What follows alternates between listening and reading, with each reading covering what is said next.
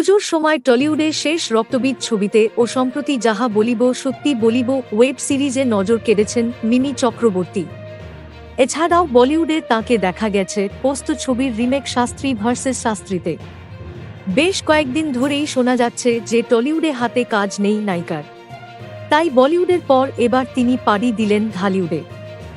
শোনা যাচ্ছে শাকিব খানের সঙ্গে জুটি বাঁধতে চলেছেন মিমি। প্রথমবার মতো শাকিব খানকে নিয়ে সিনেমা তৈরি করতে চলেছেন সুরঙ্গখ্যাত পরিচালক রায়হান রাফি।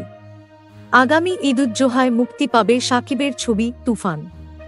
সিনেমার এই ঘোষণার সময় এই সিনেমায় শাকিবের নায়িকা কে হচ্ছেন তা প্রকাশ করা হয়নি, তবে গুঞ্জন শোনা যাচ্ছে মিমি চক্রবর্তী হচ্ছেন শাকিবের তুফান সিনেমার নায়িকা। বাংলাদেশ সংবাদ মাধ্যম সূত্রে জানা গেছে, তুফান সিনেমায় শাকিবের বিপরীতে দেখা যাবে টলিউডের অভিনেত্রী মিমি চক্রবর্তীকে। আগামী মার্চে হায়দ্রাবাদের রামোজি ফিল্ম সিটিতে শুরু হবে সিনেমার shooting. Thank you so much for watching.